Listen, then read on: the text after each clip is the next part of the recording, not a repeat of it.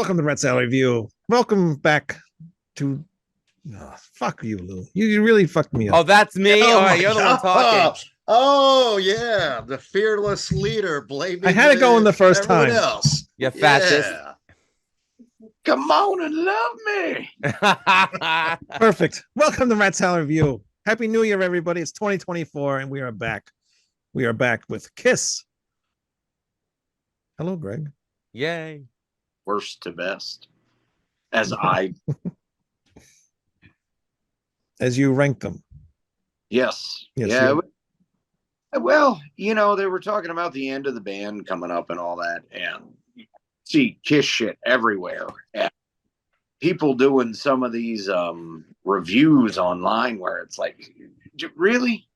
Crazy Nights is a 10 out of 10 to you? Are they fucking paying you? Like, you saw a 10 out of 10 Crazy Nights? Was that Chris Jericho? Nobody would do 10 out of 10 for Actually, Chris Jericho Nights. said it was a perfect album. I'm not lying. Okay, I like the album, but if perfect, give me a fucking break. Anyway. Nothing with My Way on it can be perfect. That is worst Kiss.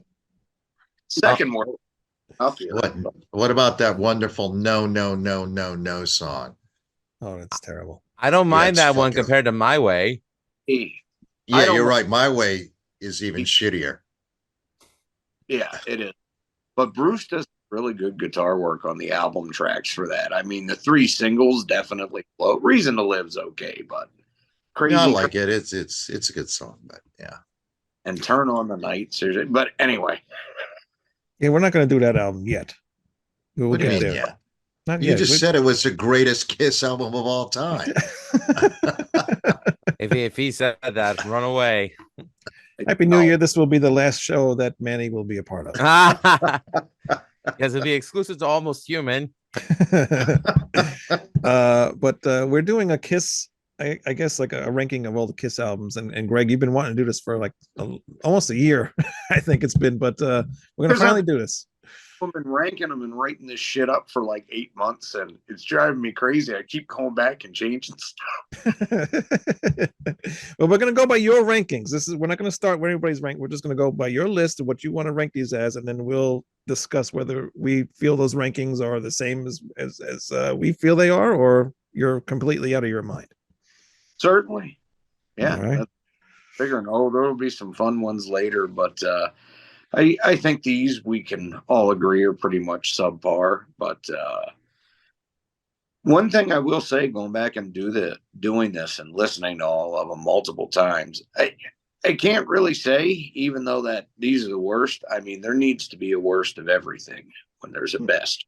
Fucking yin and the yang there, but have anything that's like completely unlistenable. I have to say it was pretty pleasant, even when they go like out of their comfort zone and do shit for money. There's always a couple good tunes on it. Nothing's completely disposable. Although Hot in the Shade, which is most assuredly the bottom, the nadir of Kiss, is definitely close. And by the way, their second worst song is Read My Body. Oh God. Cadillac Dreams is pretty shitty too. You want to start with Hot in the Shade first, since I think it's the worst Kiss album. I have to agree. It's shitty. I agree as well. All right, on to the next one. No. Go ahead, Greg. You go. Yeah, Greg, why do you think it sucks? Well, it's one of them things where it's funny because you can actually hear some of the bluesy shit Bruce was trying to re-inject into the band, and Paul was even playing along with it pretty well.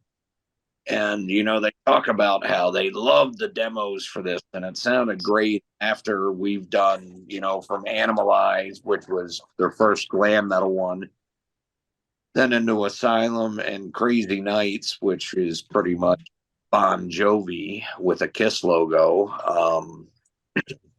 They needed to get back to the basics, which at this point, this is also their third Back to the Basics album. But I think, they rushed it in a hurry to get the tour done. Crazy Nights still went platinum, but I don't think they were quite seeing the sales numbers they needed to. So they said, fuck it, it's good enough. And we'll just throw 15 songs from the demo on there. Just give them more music for their money. Yeah, well, when you underwrite and underproduce something, it comes out like a slap in the face, just like that shitty song loves a slap in the face on here.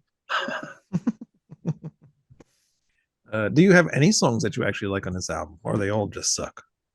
No, I like Betrayed is actually a really good tune. That's I think that's one Bruce had involvement in. Forever. What whether you like power ballads or not, or that's your thing, that's a great one. There's no denying it. It certainly isn't very Kiss like, but it's a great song. And Rise to It, it's just fun, stupid Kiss anthem. And I mean, Bob Halligan gets some real good boner jokes in that one. You know, if Kiss doesn't fringe at least once an album, they're not doing their job. Actually, it says Tommy Thayer was a writer of Betrayed. Okay. Whether that's right or not, I don't know. Is this no, that's right. That is right. I'd have been better as a black and blue song if that was the case then. Who knows? It might have been. Actually, that's a good point. Probably bits and pieces of it were probably meant for black and blue. Who knows? And then Prisoner of Love's a real good song too. And Boomerang, which Boomerang was actually cut from the Crazy Night sessions, and I'm glad they reused it here because that's a pretty good song. And Little Caesar by Eric Carr, that's a good song too. With him, not their best tune, but yeah. When you've got stuff as dreadful as Cadillac Dreams, Read My Body, and probably the worst version of Hide Your Heart that anybody who did the song and to accomplish. I can only think of 3 artists that did that. That was Kiss, Ace, and Molly Hatchet. Who would you say had the best one? And who? And there was Robin Beck did it too. Oh, yep. Okay. And there's somebody else that did it. I can't remember who, but anyway. Did Holly Knight release her own version of the song? No, I don't think she's recorded anything in decades, but I could be wrong. Anyway, what were you going to say, Lou? No, Greg is still going. Ace's version is the best, I think. I liked it too. I didn't know it was an original song. I thought it was I didn't know it was a cover. Well, it's not. Paul wrote it with Holly Vincent, and then Holly Knight. I don't know. Holly Knight, sorry. And I don't know why so many people covered it at the same time. Bonnie Tyler. It's a Bonnie Tyler. That's it. Bonnie Tyler did it first. Thank you, Wayne. Yeah. What? Really? Yeah. But it's a kid. It was written by Paul Stanley and Holly Knight. It says "Hide Your Heart" is a song by Welsh singer Bonnie Tyler. Yeah, but she doesn't write shit. And it was released. Just performed it. Yeah, but it was written by Paul Stanley, Desmond Child, and Holly Knight. Yeah. Okay. Yeah. But thank you, Wayne. I knew that somebody else had performed it. I didn't remember who. But I guess it was originally on her album. Yeah. And then Kiss did it.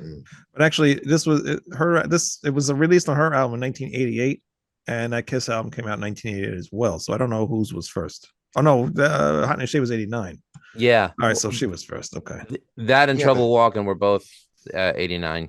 Right. So was Molly Hatchet and Robin Beck, wasn't it? Yeah, Molly Hatchet was 89 as well. Versions. Let's see.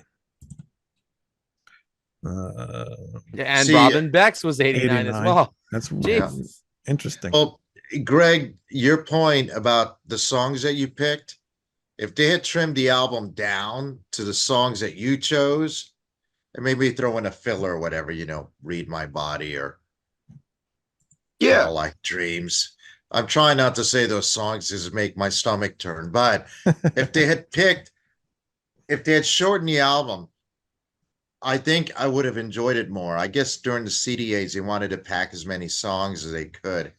I don't even think the album is 70 minutes long, but it's about an hour. 58:39 apparently, which is pretty long for a Kiss album. I think it's the longest Kiss album, right? It is. Yeah. But I think it's just filled with too much filler. And I think Greg's point that, Yeah. I mean, not all of the filler tracks are awful. It's if you cut it down to 8 songs and actually gave it proper production, like one of the worst decisions ever. You know, Eric Carr's drums had become such a big part of the Kiss sound in the 80s. And here, play pads, or we're just going to replace you with a drum machine so we don't have to track it again. Bunch of bullshit. But Who produced that, Greg? oh, Vinnie Poncia. No. I don't. I know he came back later, but I don't know. I'd have to look it up. I forget. It was Paul and Gene. Paul and Gene. Oh. Makes sense. Yeah, it But does make sense. I know they kind of went at it with Nevis after Crazy Nights, so I believe that's why they went back to producing for themselves because, well, Asylum and Animalize might say Paul and Gene, but it was all Paul, which we know now. Yeah, that was definitely on Paul. But if it had proper production and some overdubs were done and you cut it down to about 8 songs, you'd have a pretty decent album. It's just way too long, and the bad stuff is really bad. Yeah. Silver Spoon, I think, is pretty shitty. Love is a Slap in the Face. That's shitty. I was listening to this album today, and I'm like, God damn, where am I going to hear a song that I actually like? And I didn't get to Forever. What was that, 7 songs in? And I'm like, okay, finally a song I can enjoy. I've listened to this album a few times because I've had this for a long time, this album, but I really never care for it. I don't really go back to it ever. Maybe Rise to It's okay.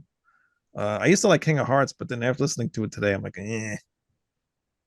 Dude, his voice is so annoying in that song. I don't know why he went with that melody for it.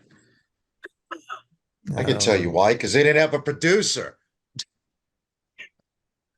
We needed more money. Well, love me to hate you. I think I like that one too. So there's 2 songs that I liked off of this thing. I'm actually kind of surprised you didn't like Prisoner of Love. That's got a good verse, chorus, verse thing like usual, but yeah, I don't know. It's not memorable. That's the problem with it, Greg. It's not memorable. You know, I'm like you. I have to agree. If I like an artist, even if I, like you said, something has to be at the bottom, I can find something just about any artist that I like off an album, even if I don't like an album totally. But this is Kiss is the only Kiss album that I've owned that I played multiple times, not in a long time, that I could never get into. And I, especially at 89, I was 19. I'm still a huge Kiss fan, but that wasn't the height of my fan. And by then I took it for granted, like we all did. They've been around for so long, but it wasn't my. I remember really liking the promo video, the Rise to It, because I remember in the beginning they're putting on their makeup, and I thought, damn, that's really cool. But the song's okay. It's like you said, it's a Bob Halligan. It's a silly song. Yeah. It's just there. The songs are just there. They don't do much, and it is what it is. What do you think, Lou? Lou, what do you think? Well, I mean, I would like Rise to It if it wasn't for the chorus. I just think the chorus is Dunderhead, and I just don't. I mean, with Dunderhead rock, it's got to work for me to enjoy it. But other than that, it's no better than Rattlesnake Shake off Motley Crue's Dr. Feelgood album. So about 7 songs into this album, I was looking for a cleansing palette, but I ran out of Drano. This is definitely my least favorite Kiss album. And it's a shame for me to say that because I love the Eric, Gene, Bruce, and Paul lineup. But this album fucking sucks. The only tracks I do like are Little Caesar and Boomerang. I have tolerance for Hide Your Heart and Forever. Other than that, this album should be on a canoe, as close to fucking water as possible and far away from everyone's grasp. The production's horrible. The songs are blah. No one should ever write another attempt at Pour Some Sugar on Me, because you end up writing the worst song of your career. Sorry, Kiss. Read My Body. I agree with the guys. It's the worst song of your career. And if that song had a face, it would have been strong enough to make Jeff Healey, Stevie Wonder, and Ray Charles puke their guts out. So, like I said, my two standout tracks are Little Caesar and Boomerang. Weakest track, take your pick. You don't like Forever, huh? You know, I liked it when I was younger, but I don't know. I think this really cool band out of New York called Severed Angel has the best power ballad ever written. So, in my opinion, everyone else is blah to me. Well, and I mean, too, when you think about it during that time period, I mean, really, Winger fucking headed for a heartbreak. You know, everyone was doing the power ballads, and they almost all sounded the same. Yeah.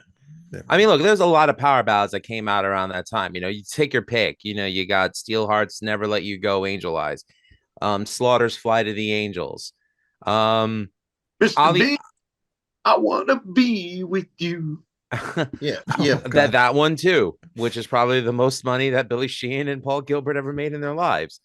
And I'm not gonna hate on them for that. What's another one? More Than Words.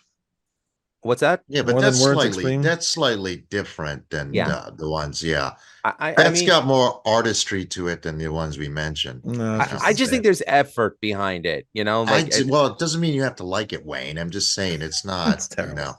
I mean, the songs I mentioned, at least there was some effort. There was a melody in there. This was just, you know, Kiss has written really good pop songs. There's no melody in Forever. It's just, it doesn't do it for me. It did more for me when I was younger, but as I've gotten older, it doesn't work for me anymore. You're fired.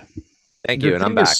When Paul Stanley wants to write a power ballad, they didn't release them as singles. It was Creatures in the Night, I Still Love You, which is a great power ballad. Love that song. Yeah. That particular song there, though, that also does have a lot to do with Vinnie Vincent, and it's a shame how that all went down, because him and Stanley could write really fucking well together, and that song proves. Yeah, that's true. But I think the well ran dry by Lick It Up because they hated each other, you know. But but I agree with you. Also, actually, speaking of Vinnie Vincent, the other song you wrote with Paul Stanley off Lick It Up, A Million to One. So when Paul, well, I didn't even think about the Vinnie Vincent part of it. He can write a really good. I don't even consider them power ballads because you're right. When you think about I Still Love You, it's got a blues thing to it, but it's not really bluesy. He's not trying to be Led Zeppelin or a White Muddy Waters. It sounds like Kiss. I mean, it's just a well-written song where Manny, yeah. I wanted to add to that point. I thought That Time of Year by Vinnie Vincent Invasion is probably the best song that he wrote outside of Kiss. And for all intents and purposes, that's considered a power ballad. That's a better song than Forever to me. Just my opinion. I agree with you. I think the problem with any Vinnie Vincent Invasion song is that Vinny. Exactly. Because all it is just, you know, an excuse for guitar solo. Anyway, Yeah. But Forever is a good song. It's written by Michael Bolton, but I think the point that the three of you are making is if it didn't have the name Kiss slapped on it, it could have said Bon Jovi. It could have said, you know, yeah, that's for this whole entire album. This could have been a Bon Jovi album. Yeah. I mean, Kiss is not the only one to commit such a sin. I mean, one of my favorite artists, Alice Cooper, Only My Heart Talking. If it didn't have the distinct voice, that could have been anyone, you know. And you can't blame Kiss because at this point in time, nobody cared about them. So they were trying to do whatever they could to, you know, get popularity again and to make money. So you can't really. I don't agree with that. I think they were doing very well, but that album, no, not from everything I read. No, arenas were empty. Have any of you gentlemen read Paul Stanley's book? Yeah, I have. So he goes into the song a little bit and basically says that Michael Bolton had nothing to do with it. But you know, somehow his name got on it. And you know, he'll poo-poo his contributions to the song to this day. Meanwhile, Michael Bolton actually does play the song on stage and said, I wrote this song with Paul Stanley Kiss. It was a big hit for them. I'm really happy about it. So yeah, I don't get Paul. I respect him for his contributions to music. I respect him for what Kiss meant to me growing up, but I just don't understand him. He seems, I hate to say the word, but he seems very petty. Yes. But then again, we're not going into a psychological evaluation of the band members of Kiss, so I digress. I apologize. That's next year. Avatar's 2027. Yeah. Well, do you think the avatars are going to have the same ego problems? Yeah. Well, we're gonna discuss another show, but I think it's gonna lead to bullshit. Like, I'm a huge Elvis fan, but already there's a couple shows scheduled in Las Vegas with a Avatar of the King. I don't know. I just don't. I just think that's shit. That's a whole other topic. Yeah, we won't get into it today, but Yeah, it's not something I agree with. Only thing I'll say about it is they shouldn't have done the avatars. They should have let Mini Kiss take over the mantle. I agree. they should have. All right, so we're all agreeing the worst Kiss album is Hot in the Shade. Yes. I think this deserves to be all the way at the bottom. Yep. Ratsaw review is spoken. It's Yes. spoken. All right. Now on to your second least favorite Kiss album, Greg. Which are you going to pick? Sonic Boom from 2000. Sonic Boom. Another Back to the Basics record in another decade. Have you read my list? I have not. All right. So what's your problem with this album, Greg? Because when this album first came out, I was very excited because I loved I did love Psycho Circus. And we're gonna get to that at some point. But Yeah, sooner than you think. yeah, I know. I didn't want to give it away. And I was excited to hear this album. And it was exclusive to like Walmart, wasn't it too, when it was released? Yes. Yeah. So it was kind of, you had to find a Walmart or whatever to buy it. And Right next to the Martha Stewart collection. and I remember hearing Modern Day Delilah on probably on YouTube or something like that. And I was like, it doesn't sound that great, but I'm interested to see what else this album has on there. And hopefully it's something that sounds good. But I'm interested to hear what don't you like about this album? Well, Peter Criss, who's sitting next to Greg, doesn't like it. No, he does not. She is. Oh, does she? Oh, I'm sorry, Greg. Go ahead. Quiet. Not barking at the cat. But so much like the Avatars, if you were to feed Kiss's first 6 records into an AI, they would probably make something like this. Wait, one excellent song and a bunch of crap. Because Modern Day Delilah is a good song, and I was super excited about this when that first came out because, all right, they're rocking again, and it sounds good. They sound energized, but then the record came out, and it's just them trying to relive their past glories and put out something that kind of sounds like the 70s, right down to the Thayer and the Singer tracks, but none of the songs outside of Modern Day Delilah and what ends it? Say Yeah. Really any memorability or staying power to them. I mean, honestly, Lightning Strikes, the Thayer song, that could be a good tune, but the problem with it is, and well, no, All for the Glory sucks, but with Lightning Strikes, Tommy Thayer was in Black and Blue. We know what Tommy Thayer can do. And at this point, yes, he's been wearing the spaceman makeup for years. But they really didn't need to take him and say, hey, you need to play this song like you're fucking Ace and try to sing it that way too. Yeah. Same thing with the Singer tune. It's bullshit. This one is overproduced and underwritten instead of underproduced. But it's just grabbing onto cliches and trying to pretend it's 1979 and it's fucking not. Yeah. Honestly, because they never did that with anybody else that was in the band. They never had Bruce Kulick. No. Well, he did sing a song, I think, at one point on Carnival of Souls, maybe, I think. Yeah, but that sounded like Bruce being Bruce. Right. But before this, nobody really ever sang anything. No. And I mean, it doesn't even sound like they tried on this. The whole thing sounds like on autopilot. Like I said, like an AI writing. Kiss It just sounds like there's minimal effort put into it to push a product. And it was huge because people just hear, oh, it sounds like Rock and Kiss. But the thing about it is, and even though it's way further up my personal list, but when they get to the album Monster, and even like I was saying about some of the other records like Animalize, they took this and incorporated it into trying to make it like something Kiss would do, rather than, Kiss did this just to do it. And they didn't try to use any of their other strengths in it. They just crapped something out that sounded nostalgic to make a buck. Yeah. I kind of agree. The one thing I don't like about this album is the way it sounds. I think it sounds like shit. It sounds like a demo. It's very dull sounding. But there are some decent songs in here. I like Russian Roulette. I like Gene Simmons' voice sounds really good on this album. It does. Yeah.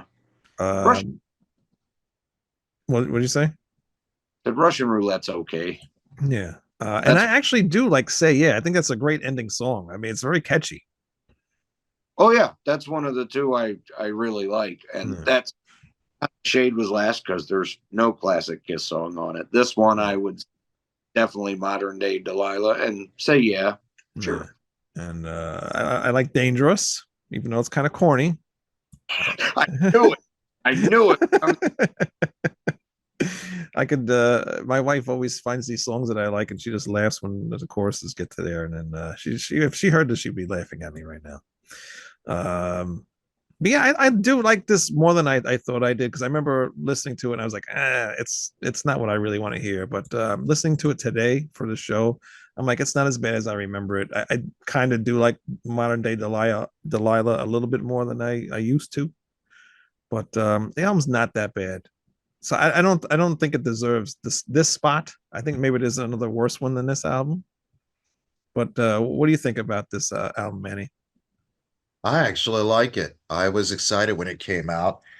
I think it'd been what, a decade? How long was it before the previous studio album? I don't remember. 11 years. Yeah, it was a decade. So I thought it was a smart move on their part to go back to the classic Kiss sound, so to speak.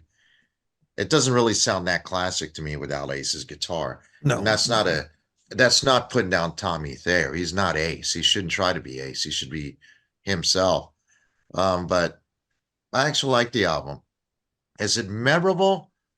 It is while it's spinning. As soon as it comes off, not every song is memorable. No. I like it a lot. I think it was the right album at the right time for their career, as far as the way it sounded. I don't know if it's their second worst album. Greg, are you including the solo albums they released with the Kiss logo or not? No. Okay. Well, It's just the 20 studio albums, so no live albums and no solo albums. okay. Well, I knew the live albums would be out, but I didn't know if he was going to count the solo albums that had the Kiss logo on it or not. But are you including the live albums, Greg? Only one.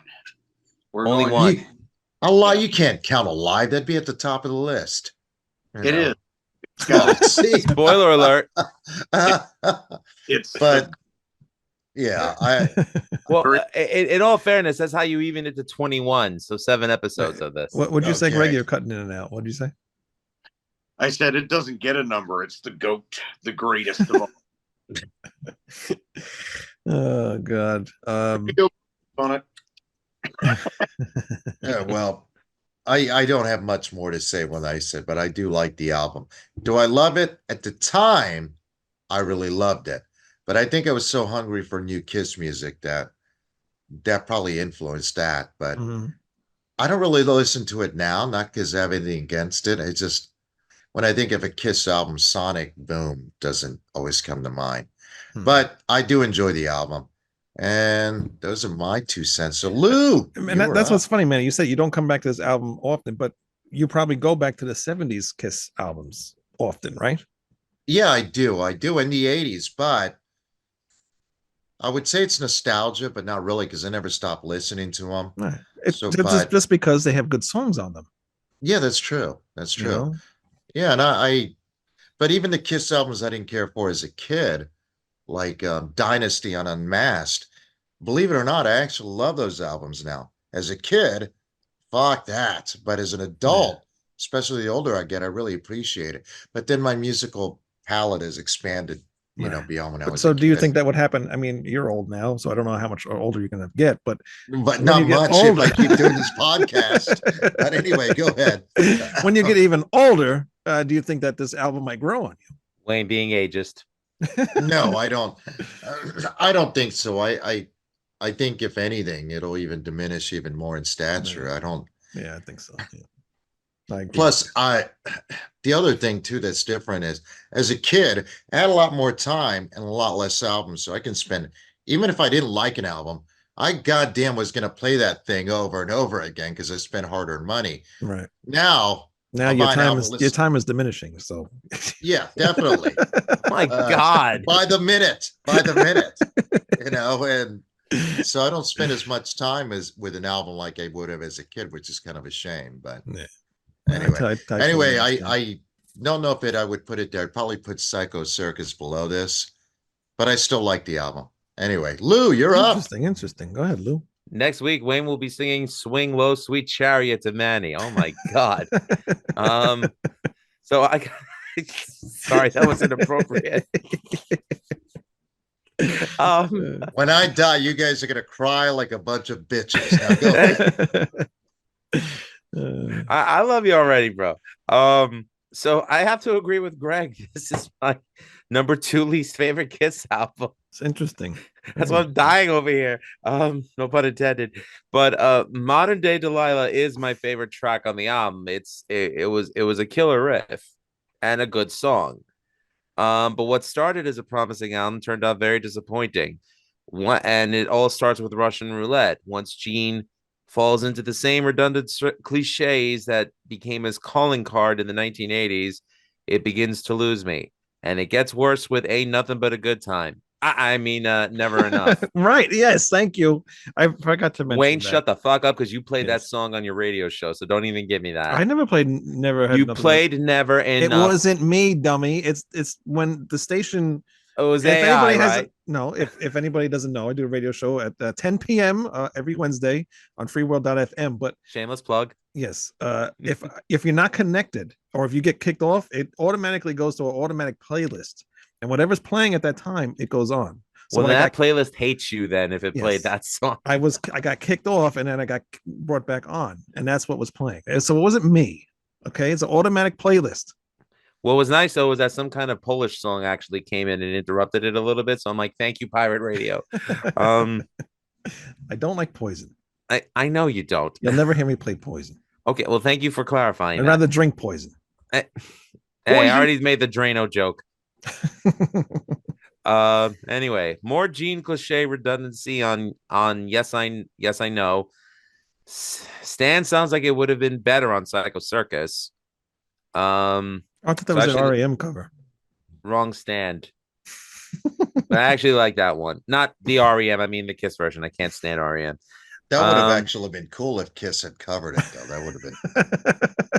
Stand in the place where you were. No. Oh, copyright strike. There you go. Hot and Cold is just bad. Gene's trying to I like relive that one too. Will you shut up and stop interrupting me? Because I'm remembering as you're talking. Oh, I'm glad I'm triggering emotions in you right now. You trigger Wayne. a lot of emotions from me. I'll bang bang you. Anyway, what? Who said that? Let me put the X in sex. Keep going. Oh, hell. Good night, everybody. So Gene's trying to relive past glories from Rock and Roll Over and Love Gun. All for the Glory is a song I wish Peter sang on Psycho Circus, a great addition to the Kiss repertoire. Dangerous? Nope. I'm an Animal? The Demon Has Lost His Fire. When Lightning Strikes? At least Tommy has a better song on Monster.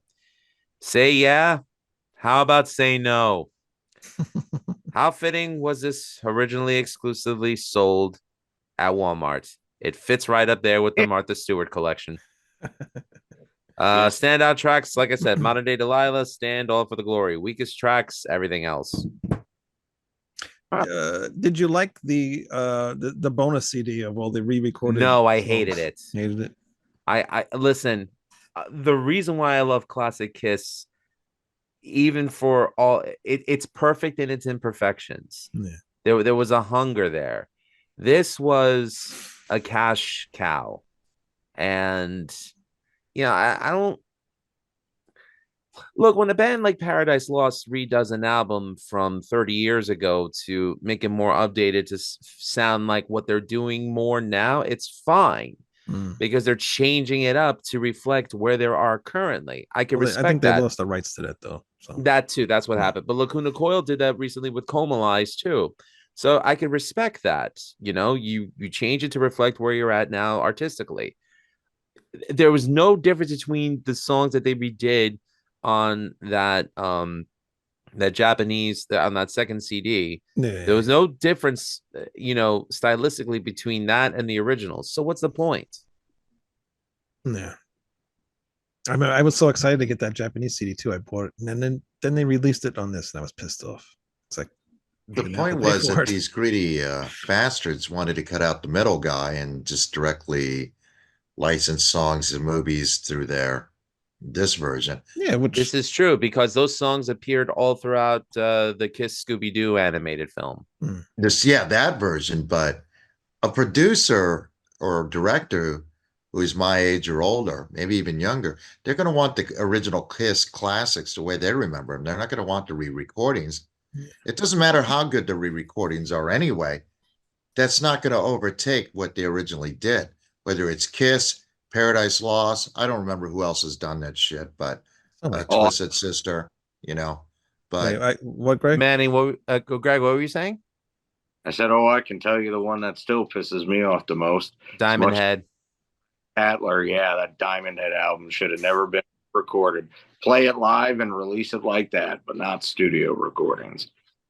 There you go. Greg's got another great point. If you're going to redo the old songs, fucking record them live, period. But anyway. Yep. All right. So we're kind of a mixed bag on this because I do like this album. So does Manny. But Greg and Lou hate it. It's just not a good record. It's a facsimile of Kiss. Manny, do you think it should be this low, though? No, I don't. There's something worse than this. I would put Psycho Circus below this, and I actually even like that album. I just don't love. Well, when we get to, we'll talk more about Psycho Circus, but I really love. We're talking about Psycho Circus right now. Greg, yes, where is it at on the list? Next. All right, Greg, do your thing. Well, and honestly, this is the one I waffled around with the most about whether Psycho Circus would go, there or Sonic Boom, vice versa. And Sonic Boom is just completely forgettable. As much of a mishmash of bullshit as Psycho Circus actually is, and the lie of, the original band is back aside, the title track itself, Psycho Circus, Into the Void, what's Peter's ballads called on this? I finally found my way to you. Oh, God. Yep. Terrible. Within from Gene are all really strong classic Kiss songs that I feel like you would remember and could definitely be in the set. And even though it's not the best, and we really didn't need another rehash of a anthem, even though there's fucking two on this album, You Wanted the Best comes off really good. I mean, it's cool that all four of them share vocals on it, but it really truly does sound like, even though you can tell it's from 98, they recaptured a little bit of that sound and that feel from their heyday on a few of these tunes. And I also like how with tunes like Within, that was originally supposed to be on Carnival of Souls. So they were still kind of holding on to where Gene and Paul at least grew as musicians, and then we're at least working Ace into it a little bit, like he even did In Your Face and all that. Wait a minute, he didn't even fucking play on Within. That was Bruce Kulick. Yes. Yeah. And that's a big reason why it's so low, though, even though it's above Sonic Boom. Doesn't sound like there was a whole hell of a lot of thought put into how to do this. And Paul's story has changed multiple times over the years about why he didn't really want Ace and Peter on the whole thing. And to be honest, I think they had a lot of this shit ready to go or in the planning stages. The reunion worked out much to their surprise, but they needed more product to put out. So they decided to take some ideas that they had already done, gave Ace and Peter some token parts on the record, and then threw out the rest of it to kind of fall in line with A, things they could reuse, and B, their ideas for the upcoming tours. Because despite Ace and Peter being back in, they weren't full partners in making business decisions anymore. So I think they tried to kill two birds with one stone with this, but didn't put a hell of a lot of effort into it, really, in spite of the fact that there are legitimately 4 classic Kiss songs on it. I mean, you got I Pledge Allegiance to the State of Rock and Roll, which is just another chance to update Rock and Roll All Night that doesn't really work. And then you've got Raise Your Glasses too. It's just it's too much pandering bullshit that way, where again it sounds like they didn't care on some of what they were doing. But there's some really good songs. I can't say it's a solid record though, but it's memorable, and you can listen to it all the way through without going, oh, I want to skip this. Well, perhaps not for everybody. I'm sure the Wizard of Oz early Hollywood MGM field I finally found my way might turn some people off. But, I mean, Hard Luck Woman was a fucking Rod Stewart song. Beth was a Top Coat and Tails type tune. You know, it's not unusual for Peter Criss to do it. It's just this album doesn't have any sense of symmetry or togetherness to the tunes. It almost plays like a compilation.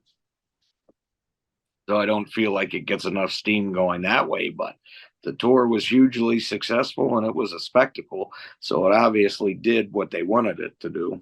Mm-hmm. But I think Paul and Gene are full of shit about, oh, they wanted more money or they couldn't play it all. They just wanted to give the two of them as little royalties as possible and get something out to keep the tour going. And when it first came out and they released the Psycho Circus single and they played on Mad TV on Halloween, I was all for it. I was nuts for this shit. You know, I was 12. I was just getting into Kiss. And they have the makeup back. Ace and Peter are back. It was amazing. I watched that too. That was awesome. Yeah. Yeah. Oh, Grandma. I don't remember seeing that, but maybe I might have because I used to watch that show. There's footage of it on YouTube. I'll have so to you go can see it. check it out. But yeah, when I heard Psycho Circus, man, I'm like, holy shit, it's an awesome song, and this is going to be a great album. Do you remember WCW, the Demon? Oh, the we Demon, don't talk about that. Oh yeah. Oh yeah. Dale Torborg. Did he kill himself or is he still around? No, he's still around. He's still around. Okay. I thought somebody died. Yeah, a couple of them did. Yeah. The Renegade. Is that who you're thinking of? No, I thought the Demon died or something like that. Nope, Demon's still around. All right. Sorry, I don't mean to kill you off yet if you're watching the show. But anyway, Psycho Circus. Yeah, I love that song. And I was so excited for this album. And to tell you the truth, I do enjoy this album a lot. And I don't think this belongs this low on the list at all. Even though you can tell right away that Gene and not Gene, Peter and Ace are playing pretty much anything. They got Ace has what 4 or 3 tracks that he plays on, and Peter only plays on 1. So that's pretty fucked up. Now Ace has 3 tracks. Only plays on Into the Void and only sings. He plays. It says right here, track 4, Into the Void. Track 6, You Want the Best. Yeah, he sings on that. And track 11 it's a Japanese track. No. Yeah. He plays lead guitar. Lead guitar. At the best as well. You can tell when you listen to it. Is that confirmed, Wayne? That's what it says right here, yes. Okay. Yeah, I believe it then. Yeah, and he only does the vocals on those 2 songs. But and Peter only does the 1 song, Into the Void. I guess you can kind of tell on that one, but for the rest of them, you can tell that that's not either one of those guys, and that's the shitty part of the whole thing because you were getting the Illusion. illusion that they were coming back into the band, and you were going to hope that they were working on this music and putting this album together. And I do agree with Greg. It just sounds like these songs are just thrown together on here. It kind of just sounds like a compilation in a way, but I think all the songs are really good. I mean, Within is like, I think one of my favorite. After Unholy is one of my favorite Gene Simmons vocal performances. I think that he sings it really good. Okay, he does, and I'll give you that one because I like Within a lot too. But really, every song is good. Have you heard Dreamin'? I don't want to hear Kiss's Oh interpretation. no, there's songs I don't like. Yeah, yeah, no, definitely. Even I Finally Found a Way. That song is just terrible. It doesn't even belong on this album. But one thing I do think, and after listening to it today, this is Paul Stanley's last great vocal performance on this whole entire album. Yeah, that's true. You know, but I love I Pledge Allegiance to the State of Rock and Roll. Into the Void's okay, and I really don't like a lot of Ace's songs, but I think that one's pretty cool. We Are One's kind of okay. You Wanted the Best. I like that because it goes through all these things about what they said about each other through, when they broke up the first time, and they go through all the the news stories and things they went back and forth and said. And I think that was pretty cool how they put that into that song, So yeah, I think, great selling point. yeah, They sold us. yeah. And I actually do like that Journey of a Thousand Years song. I like the ending of the album. But those two songs, Dreaming and I Finally Found My Way, those are garbage. So what do you think, Manny? Finally Found My Way. They can stick that up their ass. Wait, which as far- ballad was worse though? That or the one that they did for Detroit Rock City? Nothing could keep The me one you for written by- Detroit Rock City is worse because that is the Kiss trying to. Oh, Aerosmith had a hit with a Diane Warner ballad. Let's do one too. So, or whatever Yeah. her name. Like Yeah. I'm sure Diane Warren wasn't crying on the way to the bank, but Kiss fans were after they bought the soundtrack. Well, I even think that they insisted that their names be slapped on the songwriting credit for that song. I'd have to look whatever that. It wouldn't have ballad been the is. first time they did that. No, I mean, it wouldn't be. Yeah, but at least when they would do it in the past, it would at least contribute a lyric or something, Yeah, So, yeah, I don't think they true. did on this one. All right, Psycho Circus. Well, I was very excited about it because Kiss was back, the original lineup, recorded an album. I was very excited. I didn't know for years they weren't on it. I sometimes suspected, I go, nah. And even though it was Bruce Fairborn or whatever his name who's produced it at the time, he was a really, really hot producer. Also didn't think so because Aerosmith, he's not Bob Ezrin. If you're not cutting it with Bob Ezrin, even if you're in Pink Floyd, like he would bring in there's Richard, not Richard Wright. Oh God, Nick Mason played drums on every track on The Wall, for example, except one or two. And the reason is because Nick Mason was taking too long, and Bob Ezrin just brought somebody in. Same thing with this track on The Wall. It was Richard Wright that played on keyboards on it once. It was one song. My point is Bruce Fairborn isn't like that. Like Aerosmith actually played on the Aerosmith album, and then an extra player they got credited. So I wasn't thinking Bruce Fairborn as a producer was like that. But apparently he was like that, or maybe Paul and Gene were like that, because they had a lot of ringers in there. They had Bruce Kulick, had Bob Kulick. I don't remember who played the drums on there. Kevin Valentine. Oh, okay. Is that who it was? Yeah. Who tries to ironically mimic more Eric Carr than he does Peter Criss, but probably or Eric Singer, really. I feel he's a little bit closer to Eric Singer. Yeah. Yeah, actually, you're right. He's got that. Eric Carr had a power behind that. Yeah, Eric Singer had more of a groove. Yeah. And stylistically, you take Into the Void out of this and You Wanted the Best. It's most similar to Carnival of Souls, actually, sonically. Mm-hmm. Well, Into the Void is really cool. And the reason I like it so much because Ace Frehley is playing into his Space Ace persona, into that song, and it's got a great vocal performance by him. And actually, that song is proof right there that if the original lineup meaning Paul and Stanley, wanted those guys to really play on every track. It could have been done. I think it would have taken longer probably because those guys aren't seasoned I don't know though.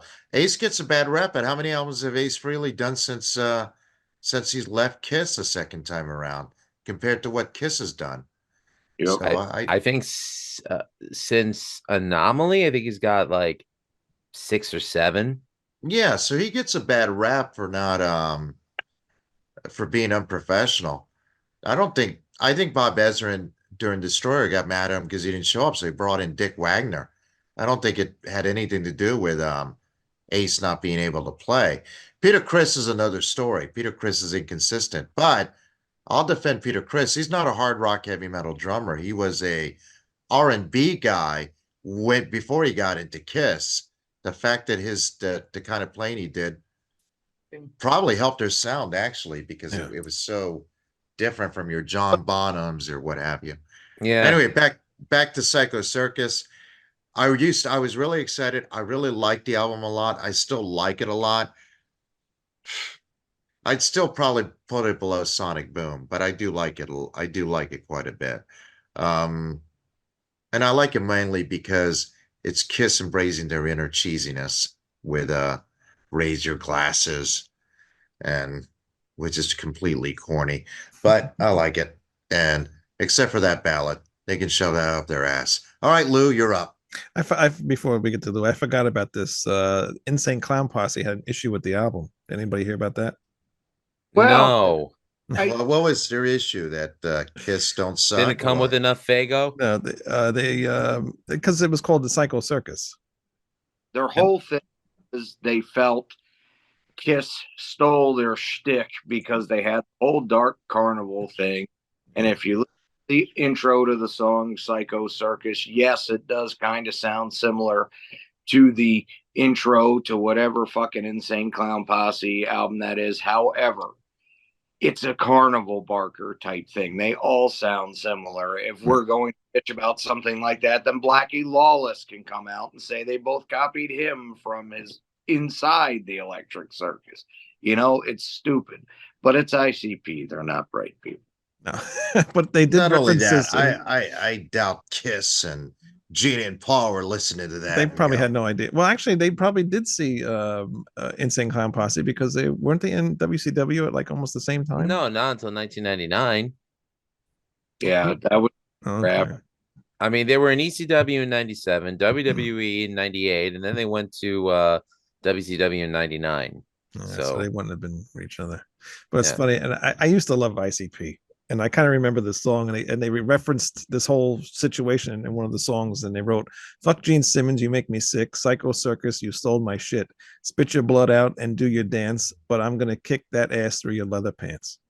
Yeah, hardy har. Such prolific lyrics. Wow. Go ahead. Yeah, well, let me tell you something. Whoop whoop. I've seen Kiss several times, and they were always great. The one time I tried to see ICP, because I did like them a little bit, they fucking had to cancel the show and didn't come out on stage because Violent J was too busy smoking crack. So,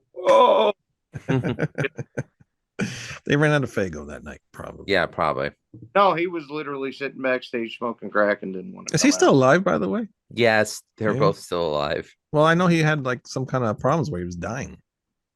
He lost weight, so he's all right now. I think he's dying. I don't have to look it up. Oh, that's too bad. See, there is no God. That's proof right there. Go ahead. or if you don't like them, it's proof that there is one. But I digress. Anywho, real quick though, I just want to say I do love Peter Criss. Like when we get to Alive, I'm gonna say I'll flat out think it's the best rock drum solo performance ever on 100,000 Years, but we'll get to that when we get there. I prefer Eric Carr as a drummer. In my old cover band, we had a fill-in bassist, and I asked him, who do you prefer as a Kiss drummer, Peter Criss or Eric Carr? And he said, oh, Eric Carr. And I said, okay, our drummer's more Peter Criss. And his response was, oh, fuck, really? Like, he knew what I was getting at because, like, crash bang wallop type live performances. But Peter was a beast back then, and he was the right drummer for Kiss when they started. I will be the first to admit that. And I love his jazz swing, very comparable to Bill Ward. They both were influenced by the big band and jazz and swing stuff. So, both killer drummers. So Psycho Circus. Again, I agree with Greg. It's my third least favorite Kiss album. So I was bamboozled to think that this was, for the record, Manny, that doesn't mean I hated it. It's just compared to the others, it's not up there. So I was bamboozled to think that this was the original Kiss Reunited on record, and in hindsight, maybe it was better that way. Have you heard Ace recently? The album starts out great with the killer opening title track. Within was a grower. Pledge Allegiance, another attempt at writing a rock anthem. Leave it alone. Into the Void. I'm not a fan of it. Its only significance is that it's the last original song that all 4 founding members would play on, but I don't think it's that good. If they had left it with Dirty Livin', I would have been happy with that. We Are One meant more to me at 18 than it does now. You wanted the best, you got the best. Another attempt at a rock anthem that, in my opinion, kind of falls flat. Again, cooler when I was younger. Raise Your Glasses. This one I actually enjoy. Finally Found My Way. I love Peter's voice, but I outgrew saccharine ballads. I don't mind formulaic writing, just please write a good song. Dreaming, I actually kind of enjoyed, and I didn't realize at the time that the chorus was pretty much lifted from Alice Cooper's I'm 18. I still like the song. Journey of 1,000 Years is actually a really good album closer. I have to admit that the Gene songs are better here because he invested more effort in them lyrically as opposed to Sonic Boom or Hot in the Shade. And it shows that there's 50% of the album that I do like. So you're probably asking how I have it so low. The answer is I just like the other albums that much more. So standout track, Psycho Circus, which is my favorite. Within, Raise Your Glasses, Dreamin', and Journey of 1,000 Years. But the weakest track is definitely Finally Found My Way to You. Sorry, Pete. Well, I mean, it's Raise. Fucking hate that song. Yes, it is. It's a fucking brutal song.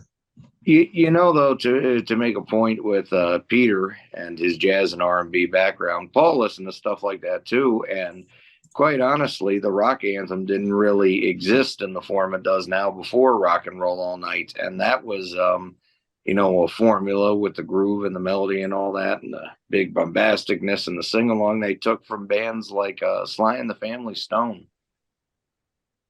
Yeah, that's true. There was no rock anthems before that. People go, oh, what about Led Zeppelin rock and roll?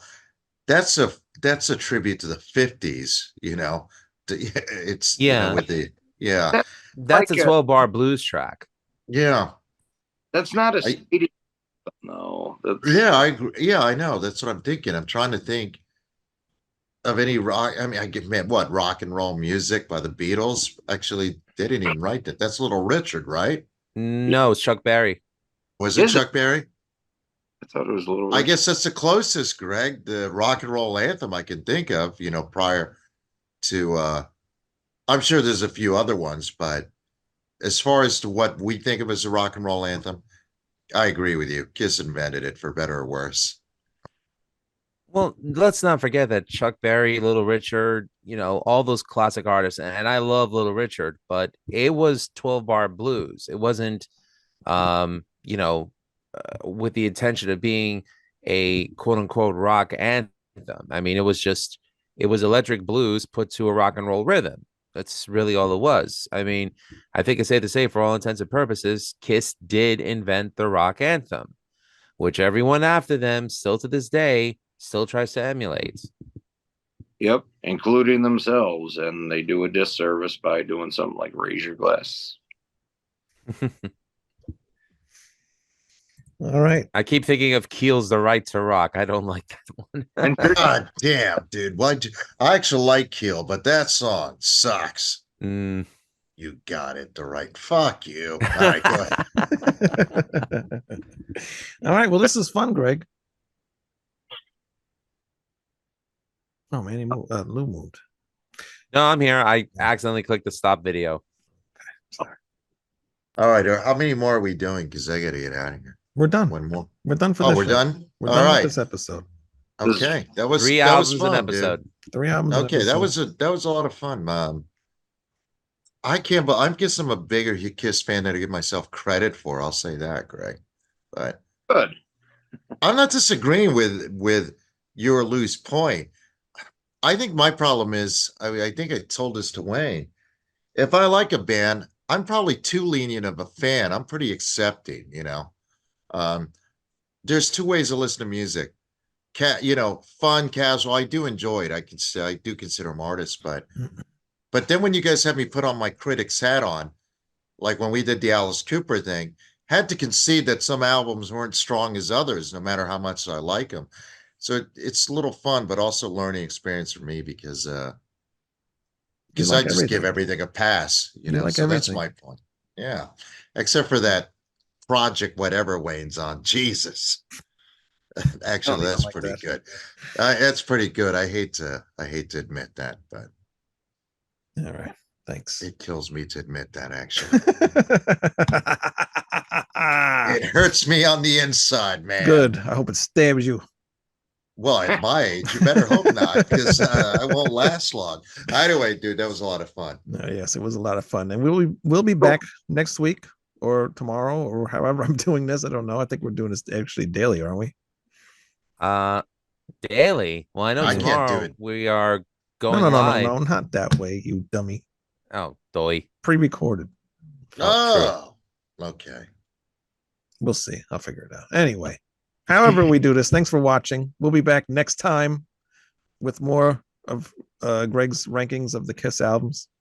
Which, let's see how many more albums I agree with him on in terms Yeah, of it's place. very strange you agreed on those 3. Yeah, you're Out loud. So, guys, here's a question: is this Tommy Thayer or Ace Frehley? Tommy. Fuck. Tommy. Anyway, Jerry. Oh, I notice it. How do you notice it? Square jaw. Tommy Square Thayer. jaw. every Funko Pop has a square jaw. Everyone looks the same. Yeah, but I don't know. It's funny that An improvement on Tommy Thayer. Have you noticed? It's funny you mentioned the Tommy Thayer and Eric Singer. When you go to Walmart or any place, or what's the other place at the mall that sell Hot Topic or online, unless it's a current tour T-shirt, it's Peter Criss and Ace Frehley. Yeah. Yet I don't think they get paid for it because supposedly they're characters, which is a bunch of shit. They didn't start as characters, but whatever. Okay, so do we have like a couple of minutes for me to explain this? Go ahead. Okay, so I had Michael Brandvold on my podcast about a year and a half ago. And I really like Mike. He was incredibly informative. He worked with Kiss. I mean, he started Kiss Online. He's the one that brought the idea to Doc McGee for the meet and greets that Kiss was doing from the Aerosmith tour back in 2003 onwards. So if you followed Kiss from the beginning, if you were a fan in the United States, the 4 faces that were the most recognizable were the makeup that Paul, Gene, Ace, and Peter wore. And it's just funny that in hindsight, Paul says, well, we should have just kept them in those costumes rather than try to give them new characters. Because no matter what, people will always go to Space Ace, Catman, Demon, and Starchild as the 4 recognizable faces of Kiss. When Ace and Peter returned to the band, part of the contract meant that they had to give up the rights to their makeup. So that this way, Paul and Gene would claim ownership over it, so it stays within Kiss. They signed it over willingly. No argument. They signed it over willingly for the paycheck and to be a part of the band again. Do you know how much just for the makeup designs? I'm sorry? I said, do you know how much they gave them just for the makeup designs? I'm going to guess somewhere in like 8 figures, maybe 7 figures. $850,000 just for the makeup designs. That was just part of the contract. That's pathetic. Yeah. I mean, really, if Ace and Peter had valued the makeup that much more, they either wouldn't have sold it or they would have gone for much more than that. Yeah. I They agree agreed with to you. So it. that's really what happened. So, you know, when Tommy filled in the role of Ace and when Eric filled in the role for Peter when they toured Japan and Australia, it made sense for Kiss to continue on with them as the replacement members. Do I like it? No, but I'm not going to stop other people from going out and enjoying it if they want to go see it. I saw Kiss on the farewell tour in 2000 with the original four, and I was fine with that. So that's the reason why those two went on stage with the classic makeup, because it's not the names of the band members that are important to the fans in Kiss's point of view. It's the four faces. Okay, I don't disagree with Paul or Gene totally. I think if Vinnie Vincent and Eric Carr had wore the makeup longer and they had attained a degree of success through the 80s, they didn't take off their makeup, then Gene and Paul wouldn't be talking like Hawk Boy and all this other bullshit they talk about, you know. But the original lineup is a classic lineup. And even as a kid, even though by then I was a Kiss fan, but when I got into Kiss, they were going to take their makeup off 1 year later. You know, I was 12 years old. They took it off in 83. But I think if that lineup had sustained any kind of success, then Gene and Paul wouldn't be so, um, in my opinion, I don't think the face makeup that Ace and Peter would have been as valuable, you know. But again, merchandising, but also Gene and Paul aren't wrong. Look at Foreigner. They tour with no original members. Audiences aren't like when I was a kid. They don't care who's in the band. To them, it's a trademark, and that makeup is a trademark. So business wise, I agree with Gene and Paul.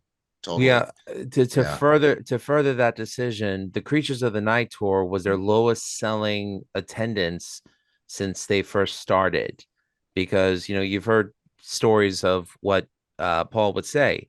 He said they were playing to barely half full arenas. Sometimes it'd only be 1,000 people in the arena, and Paul just realized that they made a huge mistake not touring the United States from when Eric joined up until the Creatures of the Night tour. He said that they made a huge mistake, and he realized that people cared more then, and that was the era that captured the hearts of the Kiss fans. So that's why they did it. Yes and no, but Kiss were very successful in the 80s. To Wayne's point earlier about Crazy Nights, could Kiss sell out a 40,000 seat arena like they did in the 70s? No, but they did 5 to 15,000 seaters pretty well during that era. So I Yeah, they think, sold 40,000 when they returned to Tiger Stadium with the original lineup. of course, because there was a lot of, there's fans like me, there was nostalgia, there was all sorts of things that went into that. That totally makes sense. You're right. Kiss with Bruce Kulick, or even if Eric Carr was alive, would never have sold that out. You're both right about that. Actually, maybe Gregory's, all three of you are right. But I think a lot of things in Kiss world, they rewrite their history quite often to minimize the contributions of other members, in my opinion. That Of annoys course. me. Oh, yeah. Yeah, whether it's the late Eric Carr or Peter Criss or Bruce Kulick or even Michael Bolton, for God's sakes, who did write that fucking song Forever, that didn't, yeah, it's a typical power ballad, blah, blah, blah. Nobody disagreeing with that. But, lyrically, that didn't come from Paul Stanley's head. Sorry. No. I believe that. And I don't like Yeah. the way that they treated Mark St. John, I mean, No, they didn't. I mean, again, it's you can say whatever you want about Tony Iommi and Black Sabbath and what jerks they are to each other, because all four of them will own up to it. But Iommi does give proper credit to the various singers, mhm. But at the end of the day, Iommi's a boss. Everybody knows that. But he doesn't. He's even at the height of disliking Dio and Ozzy. He may have said about, oh, what shitty people they were, how mad he was, but he never downgraded their talent. No. You know? Greg, just a quick question. Mm. You said 850,000. Is that total or is that each member? Oh, each member. Peter, Chris, and Ace both got 850 for it. It still seems Ridiculous. Well, considering it, considering how much I mean, even I mean, they already had a lot of merchandise out too, but Rock, I mean, what we see now at Walmart's and Hot Topic.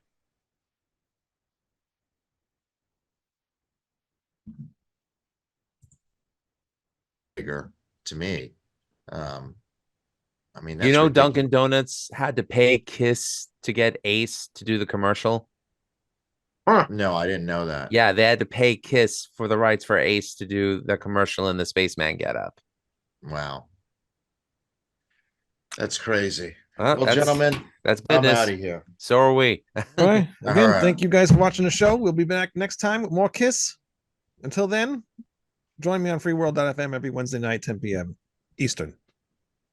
Good night. We are one. Good night. I finally found my way. Oh, fuck off. Bye. Thank you, Greg.